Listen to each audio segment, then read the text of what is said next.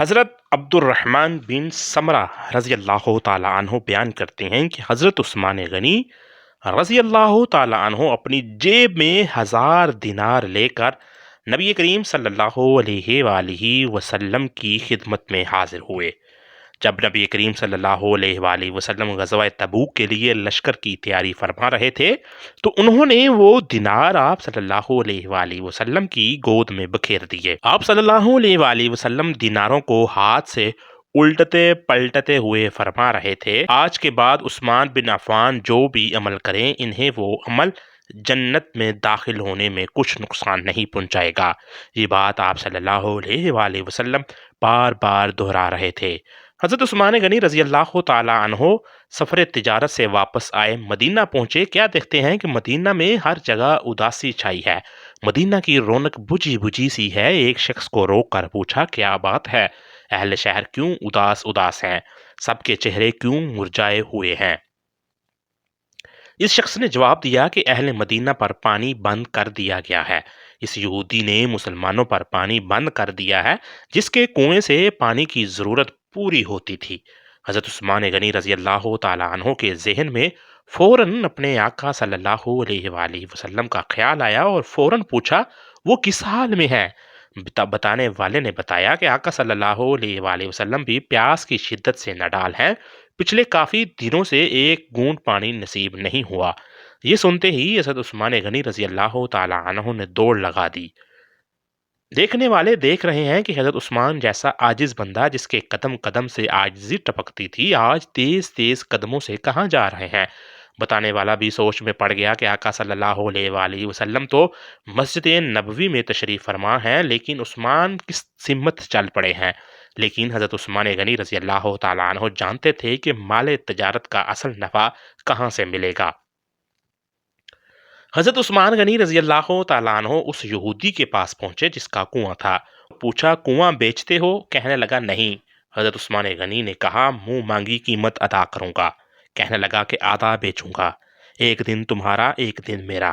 حضرت عثمان غنی رضی اللہ تعالیٰ عنہ تو ایک پیالہ پانی کے لیے اپنی ساری دولت لٹا دیتے، کہنے لگے مجھے منظور ہے، قیمت بتاؤ۔ چنانچہ اس کی مطلوبہ رقم اس کے سامنے پھینکی اور اسے کہا کہ تو یہ رقم گن اور مجھے ایک پیالہ پانی بھرنے دے۔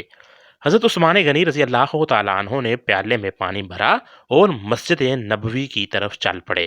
جیسے مسجد میں داخل ہوئے تو آپ صلی اللہ علیہ وآلہ وسلم نے دیکھا کہ آپ رضی اللہ تعالیٰ عنہ نے دیکھا کہ آقا صلی اللہ علیہ وآلہ وسلم سر جھکائے کسی سوچ میں بیٹھے ہیں۔ ایسے لگتا تھا کہ آقا صلی اللہ علیہ وآلہ وسلم بھی اپنے اسی غلام کی واپسی کا انتظار کر رہے ہوں۔ جیسے ہی حضرت عثمان غنی رضی اللہ تعالیٰ عنہ آئے، آقا صلی اللہ علیہ وآلہ وسلم کے چہرے پر مسکراہٹ پھیل گئی۔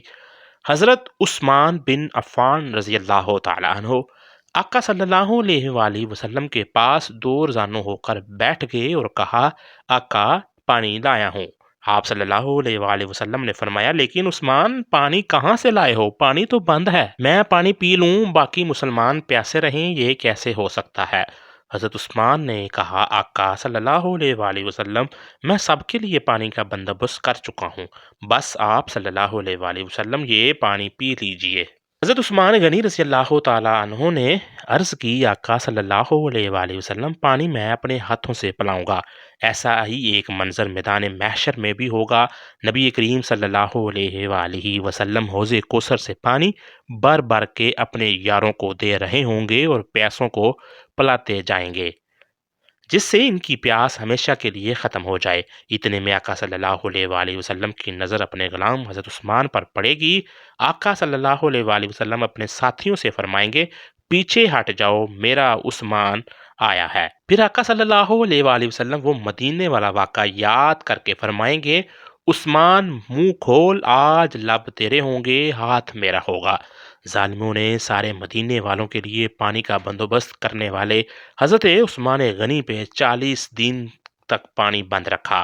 جب باغیوں نے حضرت عثمان غنی کا محاصرہ کیا ہوا تھا اور پانی بھی بند کیا ہوا تھا تو ایک دن حضرت عثمان نے ان سے کہا، کیا تم میرے سابق الاسلام ہونے کو نہیں جانتے؟ کیا تم جانتے نہیں کہ دین اسلام کے لیے میری کیا خدمات ہیں؟ میں تمہیں اللہ کی قسم دے کر پوچھتا ہوں کہ جب پانی بالکل نہیں تھا تو یہ کنواں کس نے خرید کر وقف کیا تھا؟ انہوں نے کہا آپ نے۔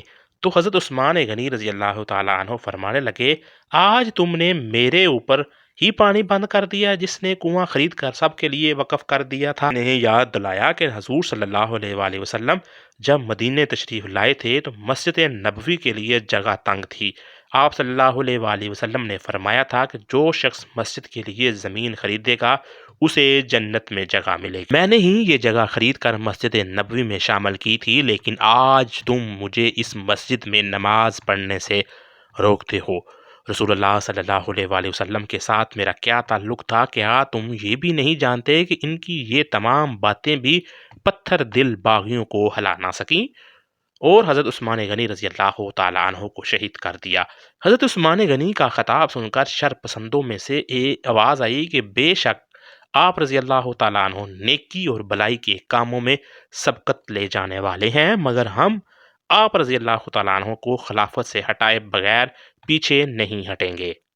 روایات میں آتا ہے کہ حضرت عثمان کی اس تقریر کے بعد شر پسندوں نے آپ کے مکان کے گرد مزید گھیرا تنگ کر دیا اور سختی کے ساتھ کھانے پینے کی چیزوں کو اندر جانے سے روک دیا۔ حضرت عثمان کے مکان کے محاصرے کو جب 40 دن گزر گئے اور آپ کا پانی اور کھانا بند کر کیا گیا، آپ رضی اللہ تعالیٰ عنہ مسلسل روزے رکھ رہے تھے۔ اس دوران آپ رضی اللہ تعالیٰ عنہ کو نبی کریم کی زیارت باسعادت نصیب ہوئی۔ نبی کریم کے ہمراہ حضرت ابو بکر، حضرت عمر فاروق رضی اللہ تعالیٰ عنہ بھی تھے۔ حضرت نبی کریم نے حضرت عثمان غنی کو مخاطب کرتے ہوئے فرمایا عثمان، مجھے معلوم ہے تم مسلسل روزے سے ہو اور تمہیں بہت پیاس لگی ہوئی ہے۔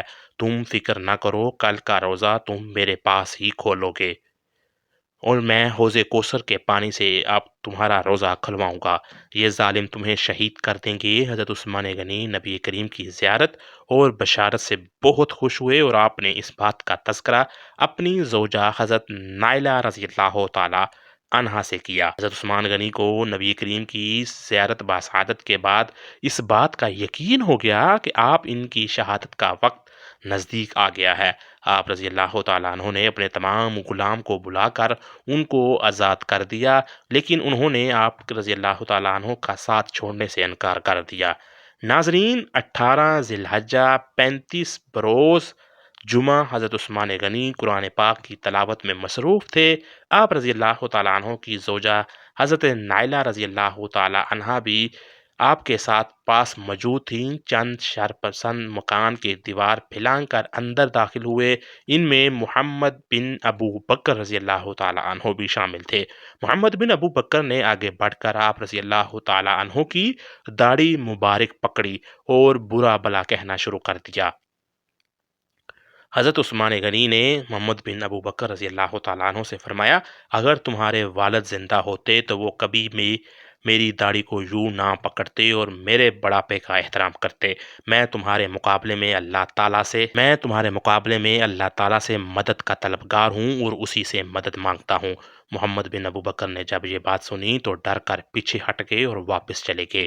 حضرت عثمان غنی بروز شہادت روزے سے تھے جب شر پسندوں نے آپ پر حملہ کیا۔ جب آپ کو شہادت ہوئی، جب آپ کو شہید کیا گیا تو آپ اس وقت روزے کی حالت میں تھے۔